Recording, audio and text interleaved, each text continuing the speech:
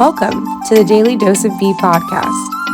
I'm your host, Brittany, and I'm about to give you a window into the mind of yours truly. In a world where journaling is passé and self-awareness is deficient among us all, here's your Daily Dose of B. Daily Dose of B podcast. I am recording today, which is an unusual day for me to record because it is rainy outside. So I'm getting less vitamin D and more, I guess you're getting more vitamin B. You know what I mean? You're getting a podcast episode today, which is a little spur of the moment, but I'm excited about it because I do think that it's helpful sometimes to hear from a member of the opposite sex or your same sex, depending on who's listening, talk about their own thought processes. So that is what is on my list today and what I've been thinking about. It is still like not any less strange. I need to stop touching my face in this video because I'm posting the video. I do not belong as a person on YouTube. Like this shouldn't be a thing that's happening right now. Not made for it, not built for it. It's not my favorite thing. And also like I'm staring at myself in this camera while I'm recording it, which is weirder too. Maybe I should just flip it around so I can't see myself. So then I'm just talking to a light fixture instead, maybe. But if you see me doing weird things like looking down a lot and being fidgety, that's just my native way of having a conversation with someone that's not an actual someone and is instead an inanimate object that I have to pretend is all of you listening to me. I have to think like I'm talking to a crowd of people, even though there is no crowd in front of me. It's complicated. I was thinking about recently, I have social media that has kind of gotten like taken off. And it's interesting because I think I always wanted to have a platform to speak, but I didn't really know how to get it. And I think I was very much informed by culture. I didn't have a lot of character values instilled in me, which sounds really wild because I grew up in church. So you think, well, like you have church values because you went to church. But the problem with my church values was that they weren't explained to me beyond like, hey, here are the rules. It's in this book and you have to follow them. There was no like autodidact or didactic way of learning that there was questioning. There was no ability to kind of go back and forth and like throw these things around in your head. Even as a kid, it was like you just have to accept it. And when you create like boogeymen out of certain things, like you can't lie, you can't have premarital sex, whatever the tenets are of your own faith or whatever you grew up believing, and then you go out in the world and you test them out, which is what children are meant to do, right? We should test out what we're told, and every person, really, you should be skeptical. If it's an expert, if it's your parents, our human nature is to go like, they're probably lying though, let's look into it. So when someone's like, sex is evil, but then you have it or you want to have it and it like feels good or is interesting, then you're like, oh, well, obviously everything I learned is a lie. And you can get really carried away. I got lucky in that I never made any like super rash decisions, I guess, besides having a baby with someone that I wasn't married to. I guess that was my rash decision. But in my mind, we were for sure going to get married because I was still carrying that sort of conservative ideology that men will marry you if you carry their child. Like that is the strongest connection you can have to another person because it is for women. And I didn't understand that back then because I was young and naive, and most 20 something year olds don't understand this, that men don't have the same operating system as women. So when we say like, obviously he feels the same way because we're doing this thing, that's not necessarily true. So I think that if I can give myself some grace and some women some grace, I think it would be really valuable to talk to you guys about how women see the world. And I guess I can't really speak in generalities because I am just one woman, but I can share my experiences and share where I've talked about my experiences with other women and they've sort of volleyed that back or reflected back a similar sentiment, right? Regardless of how they were raised, regardless of their foundational moral compass, we all kind of have the same perspective when we're coming up through that like post teenage and into adolescence, like how we're making decisions most of the time. And I would say I'm a fairly thoughtful person. I always have been. I am not a person, even though I am some category of pleaser, because high achievers are pleasers, right? Even if it's not overt, we're not like overt trying to seek getting the positive feedback from just doing whatever you ask. We will see what the metric is and we'll try and outperform it as achievers. But the end result is the same. We want the praise, which is a pleaser personality. So I was a pleaser in the sense that I was high achieving, but I didn't intuit anything negative about me if I was unlike other people. So like if I wasn't following the same route as them, I wasn't like, oh, maybe I should check myself. Like no one else is thinking having a baby at 22 is a good idea, so maybe I shouldn't do it. Like I didn't have that idea to like test based on what was happening around me, which I think is really bad. I think that was one lesson I learned from doing that was wow, you should actually check in with other people around you. And if everyone that you know and that loves you thinks this is a bad idea, maybe it actually is a bad idea. But ultimately, I don't regret becoming a mother. It's the best thing I ever did with my life. It's what made me who I am today, truly. Like the person that you're looking at creating this podcast right now does not exist without having children. Like having children made me feel so incredibly untouchable in this strange sense. And I think it does this for a lot of the women that I talk to, especially if you have an empowering birth experience, which I did. I had 2 unmedicated births. It's like, it gives you this sense of like, I can do anything and I am amazing. And if you have that kind of confidence, which most of us lack in our adolescence because our bodies change so much and we barely know them ourselves. And then we get all this weird attention that we like don't really want and feels uncomfortable. So a lot of us like don't process that type of attention well, and we don't come into our own until we have kids, which is kind of scary because as a man you're really marrying a woman who's going to really fundamentally change if you plan to give her children.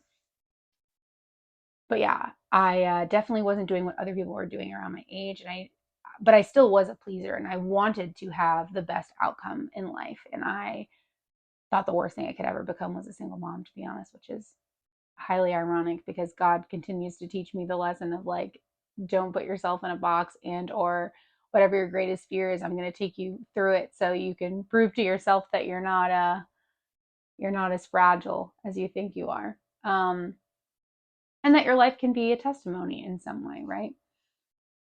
Well, I think a lot of men project on women that we operate and go through life similarly to them. Men have this sort of biological drive because they produce a lot of sperm, right? That they want to spread it. They want to spread their seed. That's a sort of instinctual feeling. And the way that translates is once they're of like sexual maturity, they're always like looking for women who will say yes. That's their biological nature, is to find people who will say yes to them. And women do not approach life in that way at all. For myself and for a lot of the women that I knew, um, even if we were having sex young, which I was, that was like almost like a status token that we could give our male partners. Like he wanted to be seen as a cool guy who was having sex. So like we would exchange that sex to him so that he had that coin. So it wasn't about seeking sex or seeking sexual pleasure for ourselves in most cases, especially like if you know high school, if you can imagine what a high school boy is capable of doing sexually, it's highly disappointing, um, as you could imagine. But you don't know any better. And you're like, oh, this is all it is. Well, at least it still makes him happy. At least it still makes him cool, right? Otherwise, you'd have no reason to do it. There's actually a great Taylor Tomlinson joke where she says that she didn't have sex in high school like a lot of her friends did. And she's like, so yeah, they were having sex, but I was having orgasms because she was doing all the like outer course type sex, like oral sex. Anyway, I thought that was hilarious because probs true. Um, anyway, when you're going through that age, you're not thinking like, let me get as many yeses as I can. And if you're a healthy woman and you're raised with healthy morals and you have a good dad, you're really saying no as much as you can, because you recognize, like, you don't want to be with me forever. This is like a real serious commitment with my body. It doesn't really make any sense to do this, right? Um, and you have some connection to what it means besides, like, this book tells you not to, which is the only connection that I had to it. No one sat me down and, like, explained, like, here's why it's risky beyond just this religious literature. Like, here's this ancient book and it says not to, so you just shouldn't. And it's sort of like the undertone of that is everyone around you is kind of like admitting that they did, though. It's not like everyone's like, for generations and generations, we all married as virgins to our one true love, and because that's what God wants. It was like all the men in the family were like, girls have to be virgins, but just wear a condom. Like, it's like men are seen as like sex is acceptable for men but not for women, which doesn't make any sense because all these men are straight. So who are they having sex with if having sex is cool?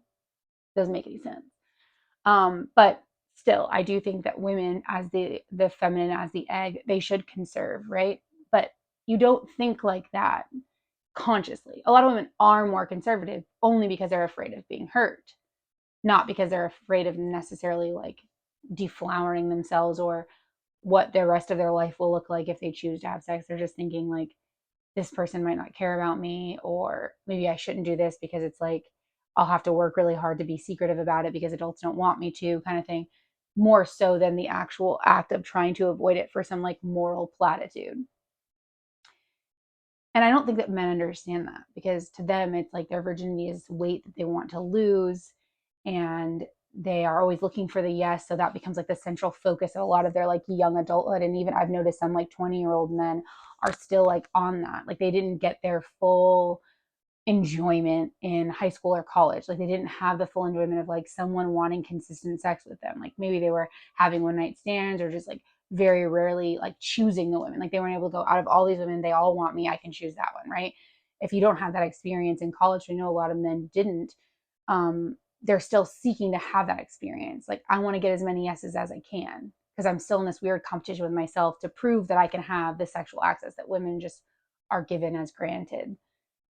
Which is where that whole red pill idea of women have life on easy mode, which in reality, sexual reproduction, short term mating is not life.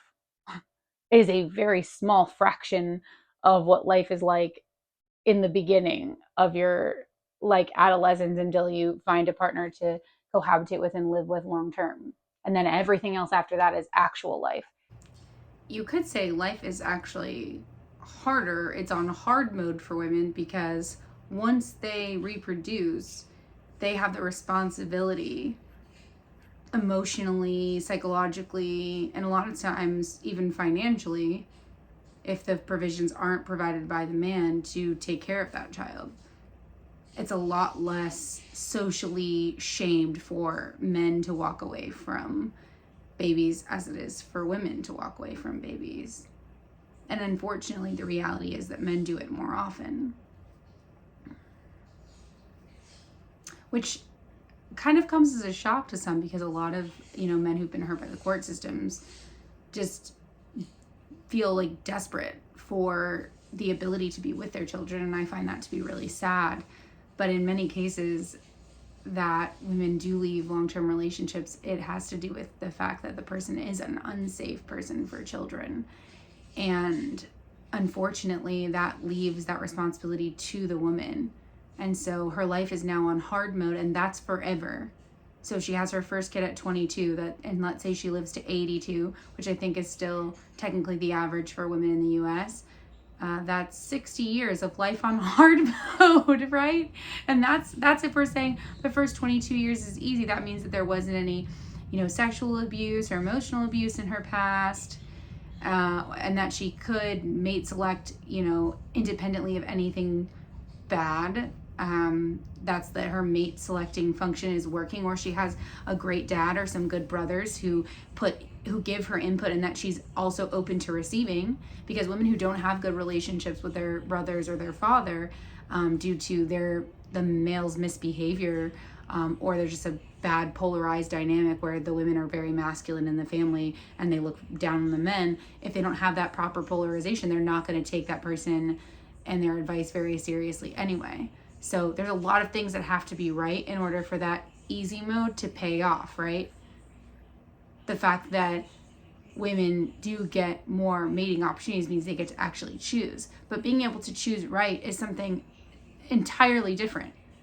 If you have a lot of options, but you don't know what you're looking for, that's not going to help you, right? So let's say all you have to do is pick the right numbers and you win the lottery, okay? And you have all these numbers to choose from. But if you don't know the right numbers, that's unhelpful. You're not likely to win the lottery versus a man who maybe has no options or very few options, and he has to win the lottery based on those very few lottery tickets. It becomes a game of chance that isn't better for either person. It's like, okay, I can pick any number I want, but I have no idea what the winning numbers are as a woman. Let's say I don't, because I didn't have a properly oriented childhood, which most women don't anymore. And then, you know, I'm competing against a man who thinks, oh, if I had all those options, I would know exactly what I was looking for in a woman, but he doesn't have those options. So like neither person is set up to win in that situation. This guy doesn't get to choose his numbers. And even if I can choose my numbers, I have no idea what I'm looking for. I don't know what the right numbers are, right? And winning this relationship lottery is about knowing the right numbers. And so now I can look at myself at 32 and say, I know the winning numbers now. But now my options aren't limitless like they were at 18, 19, 20, 21 when I didn't understand the game and I didn't understand my options. So I think that's what men sort of get wrong. They get the diagnosis right, like, oh, women have so many options for mate selection, and if they select correctly, they can have a fairly good life, which is true. But if you don't have those winning numbers and you don't know how to pick, then you're not set up for life. In actuality, that's the worst possible case setup, because you have all these options and you're going to latch on the thing that most represents the father or the paternal character that you grew up with, or the opposite, which are both wrong, right?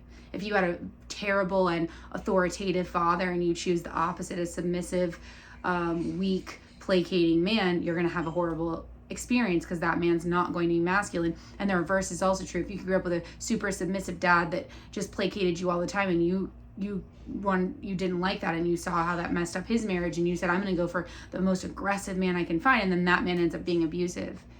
Because looking for the opposite ends of the spectrum, you end up close to the same man. You end up with the same toxic masculinity.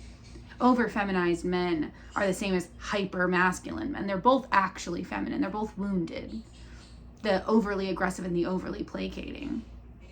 Masculinity is the true healthy masculinity is that person that hangs in the balance. They know how to be a complete warrior, but they have it under wraps, and they rarely explode. They rarely let that anger out of them. They know the appropriate places to put that anger.